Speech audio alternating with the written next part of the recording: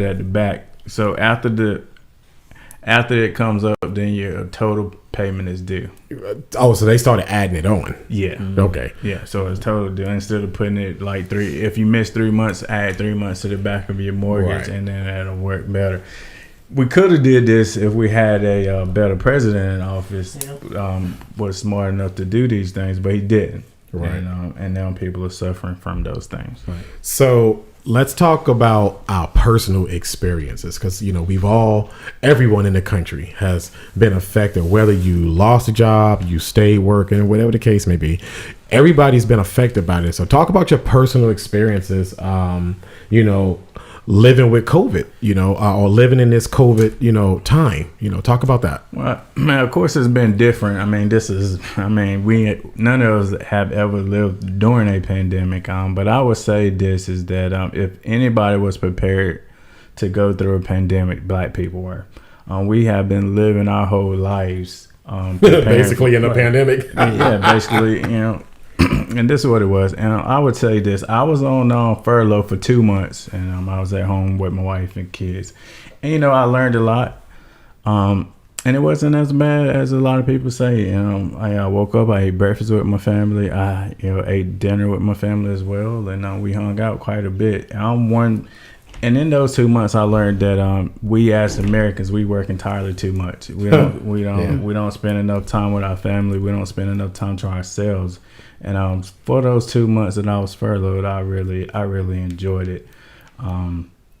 But again, money wise, I was okay. Now everybody wasn't going to be in the same situation I was in as well. So I do understand. I'm just speaking on myself. I thought that the furlough was actually beneficial to me and my family as well, because I got to learn and I got to spend a lot of time with my kids and my wife. Right. For me, as far as job wise, I didn't have any adverse effects. I actually got a new job, and as well, all my side hustles was actually better. Doing Grubhub and things like that.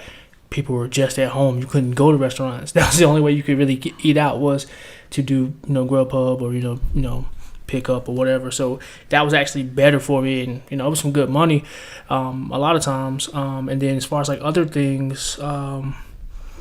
What was a challenge for me is dating in the pandemic, because you have to be more creative. You can't really go nowhere. So if you want to do a date with a lady, gotta use that sanitizer button.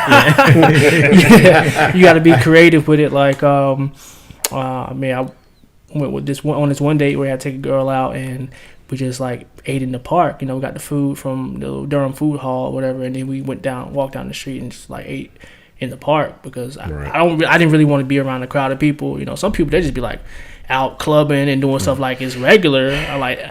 I ain't that brave, bro. So yeah. But yeah, that's the only challenge that I really had. Everything else was it wasn't a huge difference for me. For me, I would say it was from professional wise, because I used to deliver mail. I used to work with the post office and whatnot, and it was nerve wracking, because I'm not saying, we were on the front lines pretty much. No matter what, we were going to do our jobs. We had to go out there and deliver mail. And when we first heard about, this being a thing, we were nervous as I don't know what, because customers sometimes come up to you, talk to you, have a normal conversation or whatever. And it's just that, not only do I have on my mind that there's a pandemic going on. I don't want to bring this home to my kids or whatnot. Right. Mm-hmm. So I'm being extra cautious, making sure that, I have my mask on at all times, and then also trying to rush to make the truck and everything like that. So add it to your stress level. Yeah. Exactly. Yeah. So yeah, I was really stressed around those times, but thank God, I ended up getting a new job with Disney and everything like that. But to go on to talking about that,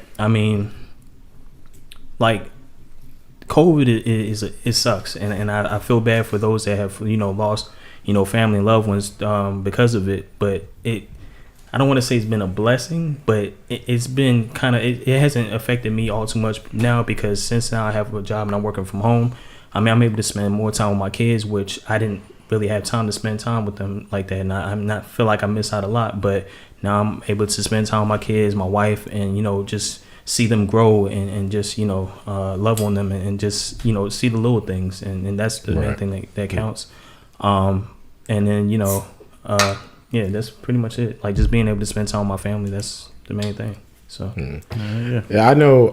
For me, I wasn't fortunate enough to be, and I ain't gonna say fortunate enough because there's a part of me that wish I could have spent some time, that I could have spent some time off or whatever, because I wasn't off the entire pandemic. Like I've been an working extended vacation. Yeah, except for you can't go nowhere. You're right. So I've been at work literally every day since this started. Like normal work schedule, running around like crazy. Hell, actually, I feel like I've been busier since the pandemic hit. Like I just had a lot going on, and then then I started some side hustles and I started some other projects on my own.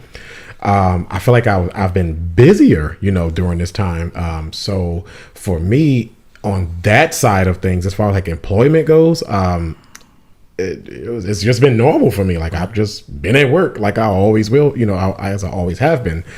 Starting like one of my side hustles, it actually helped out with that because people are at home, and because people are at home, people want to order things, and kept me busy.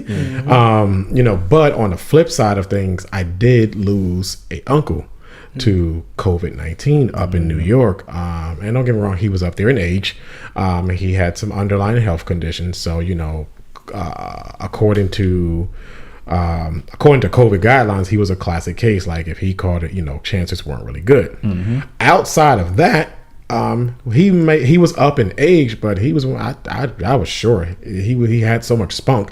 I was sure he was going to live at least 10 more years. I mean, because he was in his upper 80s, but unfortunately COVID came and we didn't handle it well here in this country at all. And then that was the other strain that it did, because of like my grandparents. So like I limited being around them. I limited going to see them, especially when this first happened. We were all clueless pretty much on how severe it really was. We didn't know who it was affecting. Remember, scientists were still gathering data at the time, so we really didn't know. So like I literally went on a sabbatical from visiting anybody. I'm talking about like even my immediate family. Like I didn't visit nobody. Nobody came to my house. It took months before I was even comfortable enough, outside of going to work, before I was even comfortable enough, like going to like my parents' house, to see them, which was kind of hard because I'm used to seeing them, at least once a week, when I go over that way. Excuse me. So it was hard at first. I mean, we learned to deal with it. You adapted after a while, but Black people, we can handle crisis. We don't have a problem with that. One other thing I forgot too, like before the pandemic hit, I just got back heavy in the gym. I was going like 5 days a week. Right. When the pandemic hit, which is so weird because I had just started right before the pandemic, and I found out I ain't so good at doing them home workouts. You gotta be more creative. Yeah. See, I blame express your girlfriend, something like that. I blame COVID because I had just got back in the gym. Now look at me. Hold on. You're not gonna fast forward by what Malcolm just said. Did you hear what he said? What did he say? Bench press your girlfriend. You gotta be creative in the pandemic, man. What if you got a big girl? Hey, you got a big girl, you better know how to handle It'll it. make it strong. She gonna bench press you. Anyway, you gotta have a license for that thing. Like if you don't drive no forklift without a license. But the one called deadlift, boy. But the one thing I will say this, so I know before when I was talking, I said I wouldn't really call it a blessing, but I would say that with COVID hitting, it's been a blessing and a curse. It's been a blessing to some people and a curse to some others and whatnot. Yeah, I mean, you can't call it a blessing. It's like almost 300,000 people died. I mean, like I'm just saying, like for certain like good things that have happened to people, like with you know. So like you're saying it's a silver lining. Silver lining. Pretty much. Thank you. But I mean, like, people are able to spend more time with their family now, where at one time they weren't able to because they were constantly working all the time, stressing out about different things like that. Now some people are even working on projects that they always wanted to work on, like to better themselves, start up their own business or whatnot. So I mean, and then and there's others that when I was delivering mail, I had customers like come up and say, kind of getting tired of being at the house, and it's kind of been straining on some people's marriages. They were probably a lighter shade, right? Tell them walk around the block. But So what do y'all think? And I think we kind of know. And it's so funny that people's judgment on this is not based on facts and it's not based on scientific data, but it is based on political party and things like that. Right. But I will still ask, and let's stick to the facts here. Let's just stick to the facts, regardless of how you feel about the soon-to-be ex-president. I'll say that. The current administration. What do you think about the current administration's handling of the pandemic? I mean, he dropped the ball when he first got in office when he fired the pandemic response team. I mean, they were put there for a reason. You know what it reminded me of when he did that? What? How you throw away extra parts. You know, how you throw away certain parts when something got to be put together. Oh shit, you ain't gonna need this. Yeah, you ain't gonna need this. And that's what Donald Trump did. He got a dresser in a box and he threw extra parts away. He just threw the whole damn thing away. That's different. My stuff still can stand. He ain't got nothing to stand on. Right. That was the first mistake, and then he denied it. We knew about this thing in January. Yeah. If not before. Now they're saying that it's been in the United States since September. Yeah. And I actually think when I went to Disney World in December, I think I probably had the COVID because I got really, really sick when I came back from Disney World. I mean, I was really sick for about 2 weeks. We couldn't figure out what was wrong, and then come January, February, it's this new bug coming out. But now they're saying that it probably was here in September of 2019. Yeah, and it's funny. It's funny that you mentioned it because I feel like Madison probably had it as well because I don't know if y'all remember, we had to rush her to the hospital because she was breathing, and they couldn't really put a name on what she was like having. So they say like upper respiratory. Yeah, they do a lot of that when they don't know what they looking at. So what do you think of the current administration's handling of it, though? Matt. Go ahead, man. I agree with Malcolm. He definitely dropped the ball on this. And then for him to be the leader of our nation and say that, hey, it's nothing. And then the people, I'm going to say Fox News, people saying, oh, no, it's nothing. Don't worry about it. You go out here and, live your normal lives and stuff like that. But then yet people are still dying from this. Yeah. I mean, if we would have cut everything off from the very beginning, I mean, not saying it would have never came to the United States, but the death count probably wouldn't have been as high. Well, you got to get ahead of it, and that's what we did. We always been playing in defense. You got to be a strong defense is a strong offense. Right. You got to play offense first, man. You got to score points, man. And you got that from X, man. Where you got to score points, man. You can't You cannot win a football or basketball game without scoring a point. That is I don't true. care how good the defense is. You have to score points. So we have to be out. We didn't. We just. It was too late. When we were at it was too late. Right. It was already here and it had already started. Clay. I mean, it's clear that he definitely fumbled the ball, and my thing is I don't understand. Like some people hang on his every word, and we know he fumbled the ball, but some people still think it doesn't exist or it was a hoax. I think more people believe it now that the president, the supporters of the president, I think they believe it now since he got it. Right. Because I remember I was in the office one day and this guy came in and he was talking to one of the other guys, and he was like, his whole administration had it at one point. But he was talking to this other guy, and it was saying it like it was some kind of mythical thing that it didn't exist. And two of my aunts got it, and he was like, "Oh, do you know anybody got it?" I was like, I looked straight at him like, "Yes." Yeah. And he was just looking at me like dumbfounded, like he was just trying to incite that it was just some kind of thing that didn't really exist, bro. Some people don't take it serious. I ain't wearing no mask. It don't exist anyway. But I think it was handled super poorly, and I think 276,000, almost 280,000 deaths, bro. What more proof do you need that this thing exists? We over 280. We're close to 290 now. So point. So one of the things that I did see. I agree. He dropped the ball on it. First of all, he made his biggest mistake when he first got in office. You got rid of the pandemic response team. Just because you don't have a use for it right now doesn't mean you may not. Hello. Here we are now. Matter of fact, every president, now that I think about it, when I was reading, every administration has dealt with some pandemic. The reason it didn't get to this magnitude where we are now, where we've been in lockdown and things are shutting down and all that, is because they had a plan in place. This was not a partisan issue.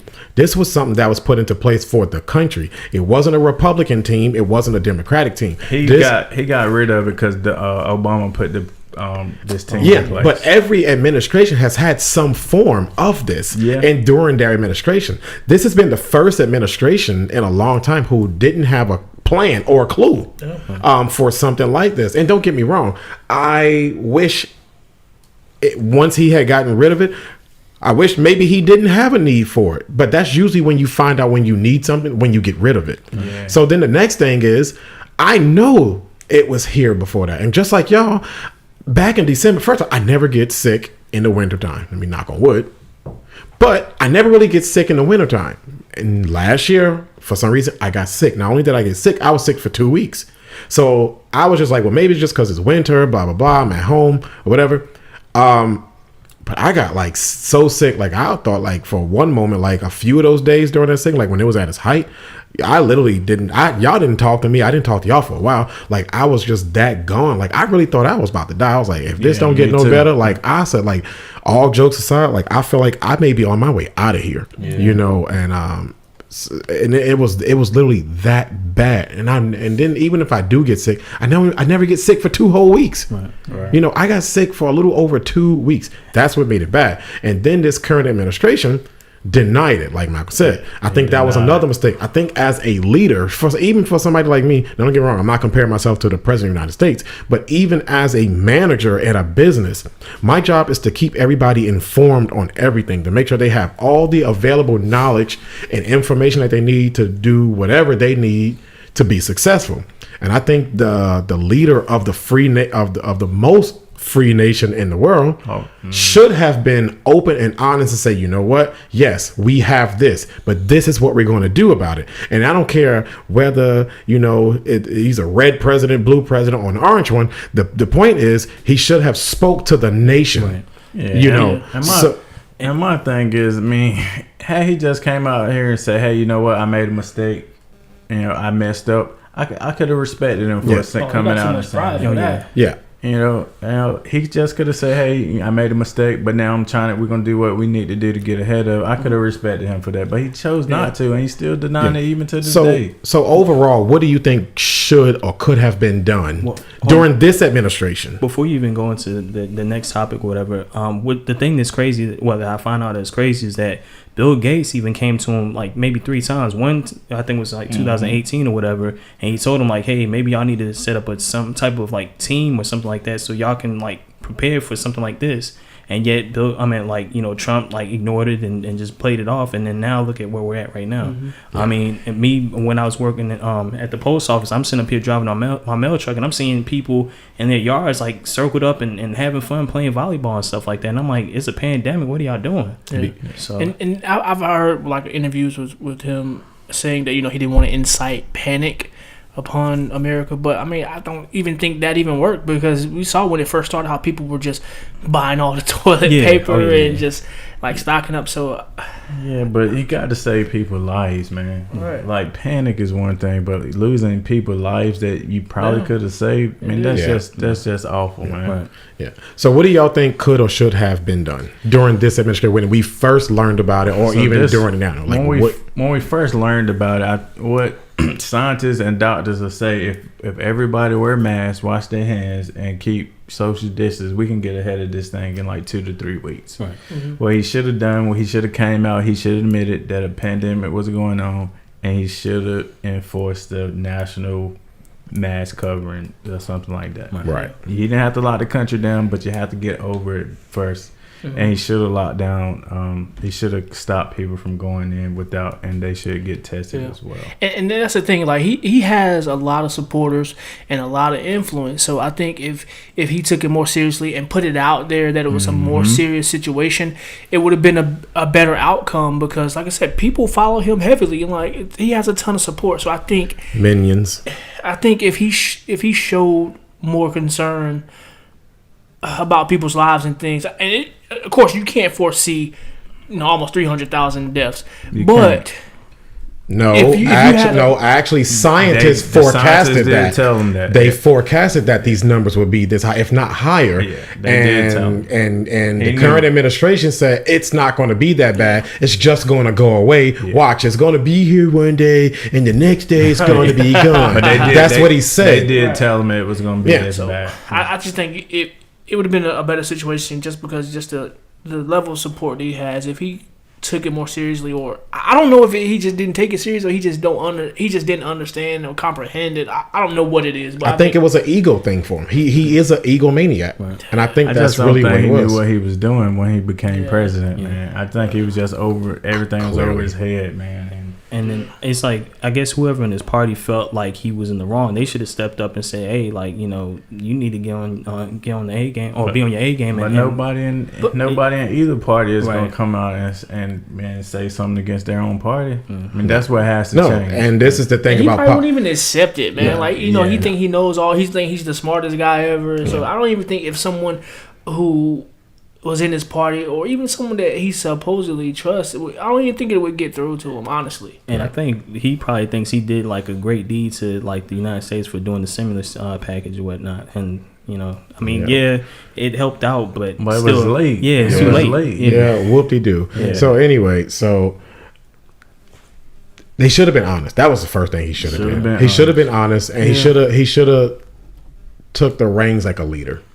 And stop thinking about himself and stop trying to save face. Like, dude, you won the presidency against all odds, because who the hell would have ever thought that Donald Trump would have been president? I just don't understand like the logic behind it. Like, what do you gain by not being? Because an egomaniac has to. They'll twist any and everything in a way so that they look like the hero in it. It was about the economy, and that's what it is about. That's all. And we're talking about a billionaire. Yeah, it was about the economy. He didn't want to incite fear because that's not good. And that's the way a lot of these people. That's the way a lot of these people thought. But the market it still crashed. Right. Yeah. Oh yeah. Because it didn't work. It crashed. But guess who didn't crash with it? Billionaires. Yeah. That's true. Because even with the little coronavirus relief that people got that little $1,200, billionaires got millions of dollars. But I mean, that's the thing. I mean, no matter now in the pandemic that we're living in, anytime the market crash, I mean, people the top 1%, they're always going to make money in the market, no matter what it looks like. Yeah, but that's why he didn't want to incite fear, because it was scared the market was going to crash. Right. It's about the economy. Right. All right. So this ain't about Donald Trump. So let's move on. So here's one thing. Ponder this. The next administration says that. Actually, before I even talk about the next administration, there's a couple of companies out here right now that says that they are close to a vaccine, and it's going through like different stages of testing. Yep. And some of them are about 93 to 95% effective. I think Pfizer said 95%. Yeah, they said about 95% effective, right? Mm-hmm. In treating the coronavirus.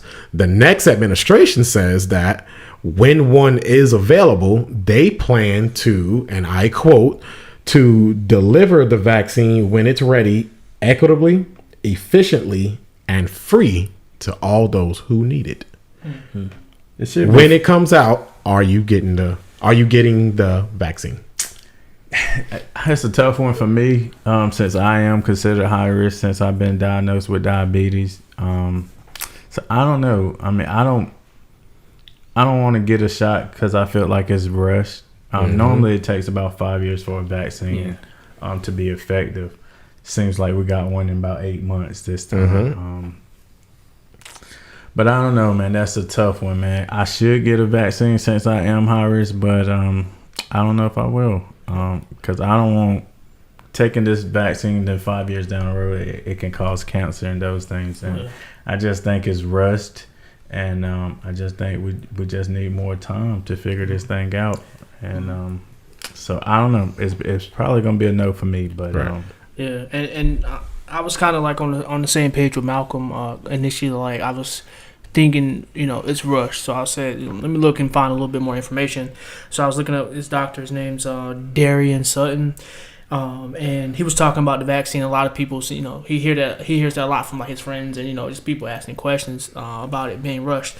And he said that vaccine research is usually limited by funding and the number of cases. So since the cases were so widespread and government funding by Operation Warp Speed is why they came to find vaccines so quickly. So he said it's not rushed just because so it was so widespread. So basically, that's the where they put funding their was there. focus, right? So he was saying in normal cases, like Malcolm said, like it normally takes up to 5 years or more for a vaccine to be deemed effective. What about testing though? How can you test something in 8 months? And so that's another thing he said that fell under that funding, since they had the funding because it was so widespread. They could do more tests and because, pay people because the money was there. Pay for to do trials so. and things like that. So that's just one thing that I found out about it. So like I said, if I'll take it when it's released, I don't know.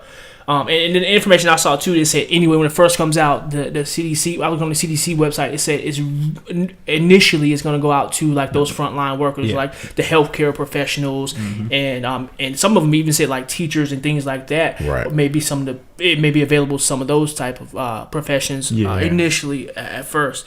But yeah, that was one question that I had. How is the vaccine ready so fast? Right. And I stumbled upon that. But yeah, also like so more than likely a no for you. But my one question is that I get it, the testing and the funding, but it's 8 months. What about what happens 2 and 3 years down the road? That's why I think it needs to take. So you think about just 5 years. Testing long term. So if I get a shot, how can you test long term in 8 month? Right. That's my thing. You got a point.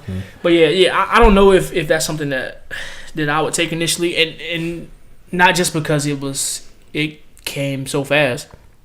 My thing is just vaccines in general. Like I've never had a flu shot, and I've never had the flu, so that's why I'm like, the gravity of the COVID virus is definitely something that weighs heavy on my mind, and like I don't want it like to contract it and then pass it to some of my family, but at the same time I'm like, I don't know, because I've never gotten the flu, and I don't take those. But even with the vaccine, it's a vaccine. It's a treatment. It's not a cure. Yeah, it's not a cure. Yeah. So for me, like I probably wouldn't. And I know like when I was younger or when I was a kid, I had asthma and whatnot, and I outgrew it. But yet still, I don't think I would take it. And it's funny that when you said the research that you you investigated or whatever. I came across a post on Facebook, and the person said that we're saying that we have a vaccine now for COVID, but yet we put billions and billions of dollars into trying to find a cure for cancer and AIDS, and we don't have anything for that. But yet we have a vaccine for COVID. So that person said they wouldn't take it if when the shot came out. I think those diseases are a lot different than most definitely, common cold type thing is. So I don't understand what he's trying to say. I think he's just putting stupid stuff on Facebook. But I mean, I probably would say a no. Like for me, I never. I think the first time I got a flu shot was pretty much this year. But other than that, I never went out to the doctor's office to get a flu shot or anything like that. And I've rarely had the flu, so I didn't really feel like I should get one. So this is what I would say about vaccines. When we were kids, we all had chicken pox, right? Right. I never got it. Never had. Well, I had chicken pox. I did. Chicken pox. How many kids do you see with chicken pox now? Hardly any. I don't even remember the last time I heard about it. Herd immunity. Because they got herd immunity, and they got vaccines for chicken pox now. It's a vaccine. Okay. So that's why they don't have it. We had to do herd immunity. Everybody got it, so then we couldn't get it later. Again, right. It gave it in life. But now kids not even getting it. It's because they have a vaccine. So vaccines do work, but they tested it, and it took a while before that chickenpox vaccine to actually work. And another thing too, like speaking on herd immunity, that's some data that I found too. They were saying for herd immunity to be reached with this, the population had to be 70 to 80% of people would need to take that vaccine. But the thing that I also uncovered is like, I don't even know if that's going to happen, because just with the flu vaccine, only 45% of people take a flu vaccine. Right. Yeah. But the flu, most people already then came in contact with some form of the flu. Right. So you already have some kind of antibodies in your system. Yeah. So I'm going to go ahead and tell you, as far as that vaccine goes, I know you guys say you were kind of like on the fence, you're not sure this and that. I'm going to tell you, I'm a hard no. Okay. First of all, I'm not big on vaccines. I do not take vaccines. I don't even take medicine for that much. I get sick or something happens to me, I heal naturally. I don't believe in medicines. I think medicines in some cases they break down the body's ability to fight things naturally. Now, I'm not telling other people to go out and not get it, because if you have to evaluate your own health at that point, and you have to evaluate your life. People with underlying conditions, it probably not a bad idea to go and get the vaccine. You don't need anything else, lingering. For me personally, it's an absolute no. I'm not getting it. I'll quit my job if they try to mandate it. I'm not taking a vaccine, and I'm not going to let any job or any government or anybody tell me that. I don't do flu shots, but guess what? I also haven't had I haven't had the flu shot since I was like 9 years old. I also haven't had the flu since I was about 9 years old. So that's the way I see these vaccines. 2, I know the kind of world we live in, and I'm sorry to say this, but as a black man, I know I live in a nation that doesn't really give a damn about me. And I know for a fact, and I might sound like a conspiracy theorist right now, but I know for a fact my vaccine is not the same as an affluent white guy's vaccine. So I'm not taking it. I don't know what you're putting in my vaccine, and I don't know what kind of side effects I'll end up with. Okay. So I don't do vaccines. Like I said, to each his own. Do what you do. I don't believe in them. I'm not taking it, and it ain't nothing they can do to make me take it. I don't even like shots. So I'd be ready to cry to get a shot. So I'm not doing it. So I don't think vaccines is necessarily a bad thing. I just want them to do more testing. Right. If you can do more testing. To each his own. Yeah. So do you think it might come to a point in time where they might make this a mandatory thing where you have to get? No. Personally, I don't think they can do it. They can sneak it into you somehow when you go for something else. But see, that's another thing. Like when I go to the hospital for other things, you can't shoot me with shit. Sorry to say it like that, but you can't shoot me up with shit. They're like, oh, but we're going to give you this. I don't think so. Unless I know for a fact what you're giving me, and I know what I came to the hospital for. Because they say that to me every time I go to the hospital for something. Oh, well, we see in your charts that you're not up to date, and I'm going to remain not up to date. You're not giving me a shot for anything. Yeah, they're like, well, we're going to give you some morphine. I don't think so. You can put anything into that drip. Morphine? What you going to do? So all jokes aside, the last time when I went to the hospital was because I fractured my hand because I punched a bulletproof glass door. I fractured my hand. You need pain medicine. I refused the pain medicine, even though my hand was swollen and that bone was cracked. I refused it because I didn't know what they were putting in there, and I was like, I don't think so. Because I don't give a damn. The first thing she said when she came into me, she asked me about my pain, and then she says, "Oh, well, Mr. Dunstan, we see that you're not up to date with your vaccines." And I said, well, what the hell does that have to do with my hand? My hand hurts. And she goes, oh, well, I was just saying we were looking at your chart. So we're going to give you some for that pain. I was like, I'm good. Don't. I was like, just take this x-ray. Let me know if it's broken. What do I need to do? I said, it's fractured. There's nothing you can do about it. All right, go ahead and give me my paper so I can go. Because they were adamant on trying to give me these vaccines. I don't even know what vaccines I could have been getting at the time. I was like 20 something years old. It might have been tetanus. You got to get. I'm not getting a damn thing. I know somebody had tetanus before, so it's a real thing. I ain't never had the shot, and I ain't never had it. The same thing with the flu. You had the tetanus shot before. Probably years ago. I'm gonna tell you, I ain't had none in a long time. He punched the wall like he was Billy Blanks in that movie when he was like, "No, balance of power." Balance of power. All right, so here's my next question. Because we're talking about the actual virus. How did a virus? Now let's just think about this. This just goes to show you that we live in a day and age that is so divided. Politically, how did a virus, a sickness, become so political? And before you answer that, think about this. We've had more dangerous viruses to plague us at some point in time. When HIV first came on the scene, HIV, now don't get me wrong, HIV is not killing people in a matter of weeks or whatever. But it's one of those that. Well, let's be honest. HIV. I'm not comparing. I'm not African American community. I'm not comparing it to anything. But I'm just saying it's a very severe, virus. But it didn't become political. How did COVID become so political? Because COVID affects everyone. Whether you're rich, poor, black, white, green, purple, it affects everyone. We get that. But how did it become political? You know why it became political. It's the biggest topic it's the topic of the other thing. And the problem is say it. It's the president. That's why it became so it's political. the president, and it's also people. It's people. It's this so-called freedom that America has. So-called. We do what we want to do whenever we want to do it. If we want to go out and party all night, we're gonna go ahead and do that, and that's what American people are. We are spoiled. We're the most spoiled people on the face of the planet. And can I answer what you said, Malcolm? Go ahead. Yeah, it's like we had a chip on our shoulder, and we thought like we were untouchable. But then when this happened, you know, we still think we're untouchable. Exactly. People still walk around with no mask on. Even they look at the numbers, they see the facts, they see P and Don, and they just don't care. Right. That's because the Americans are the most entitled people on the planet. Yeah. We are entitled. We think everything is ours for the taking, and we don't have to ask any permission. The person I used to work for straight up told me to my face, "Well, I don't believe that it really is as bad as people say it is. I just think it's it's so political and this and that. And if you really, this is his words, and if you really think about it, it's really only getting this much attention and this bad it is in democratic cities." And I was like, "What the hell does that have to do with it?" That's what what about he said. Texas? That's okay, but this is how he views it. This is his rationale to this. And then he also says,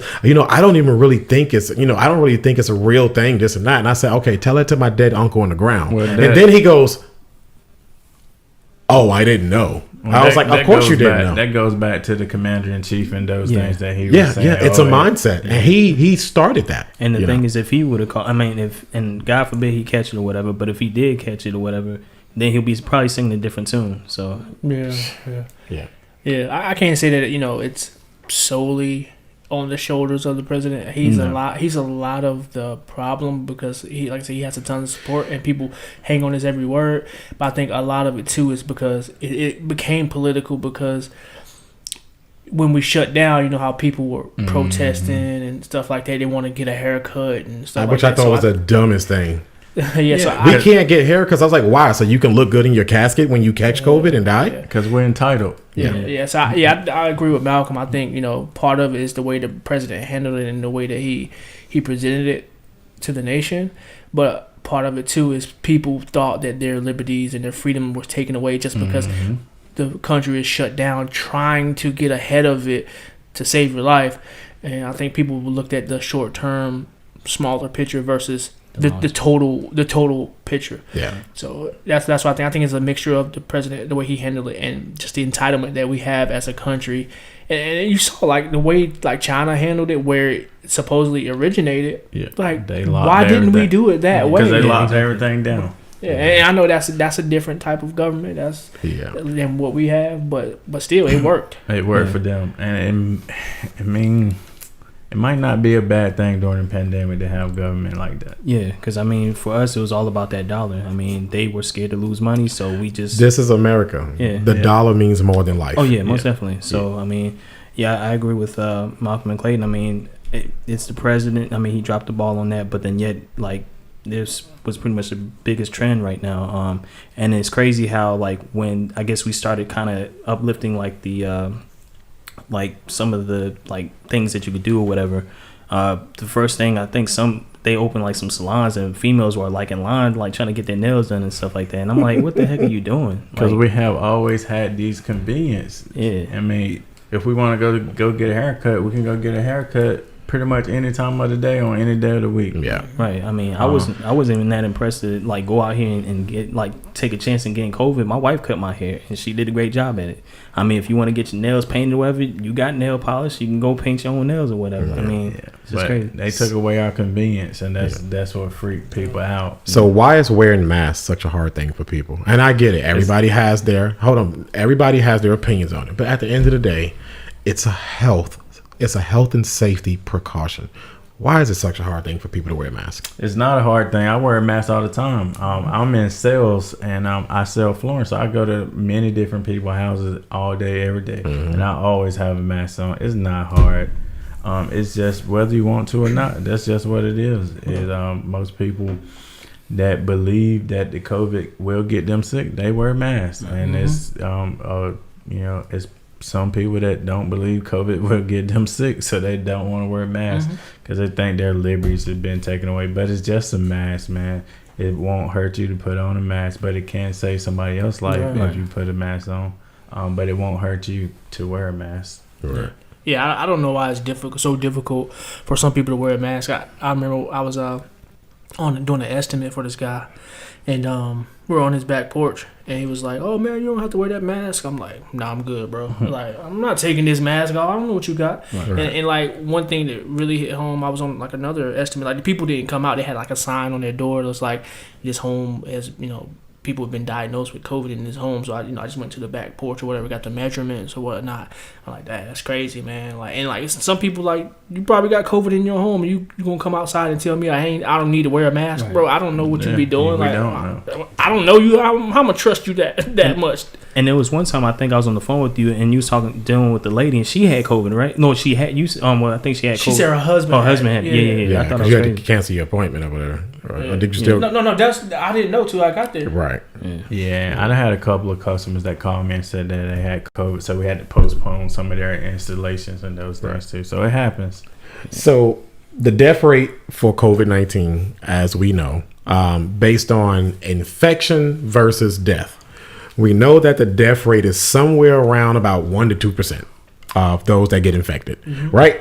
I think it's higher. Well, it's slightly high, but when you it's still the last time I did the math based on the numbers, it's still around that 2% mark, somewhere around in there. So it's not a really high immortality rate, right? Yeah, I thought it was somewhere around like 4, maybe 5. I mean, it could be going up, but Like, I think based on the number of confirmed cases versus the number of deaths, when you do the thing, it's right around maybe 3%, yeah, somewhere around in there, right?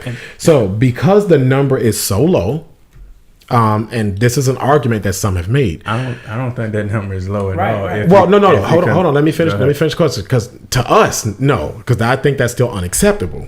But some people will argue that because that number is so low, 1 to 2%, they look at that like, oh well, that's acceptable. That's really low. Do you think that since it is so low that people are making too big of a deal, out of all the preventative measures in place? So if 100 million people got COVID, if it's at 2, what is it at 2%? That's 2 million. That's 2 million people. So it's 300,000 people. I mean, 300 million people in the United States. So if 300 million people got it in the United States, that's 6 million people. That's 6 million families. That's 6 million kids that lose their parents. That's 6 million aunts, uncles, cousins, daughters. That's Sons, 6 million friends. That's 6 million families, not just people. And I think that's the dumbest thing I ever seen. 2% is high. The death rates of flu is somewhere like 0.001 or something like that. That's which is why high. we don't make it a news story every year because somebody is very dying. high. So when people say that, I think it's stupid because if you get COVID and you die, then it's 100% and not 2%, and that's what you need to focus on. Exactly. Yeah, I agree with Malcolm too. Like, one thing that I found too, a lot of people look at the mortality rate, which is the amount of deaths versus the total population. But like Vincent was saying, the infection fatality rate is the key number to look at.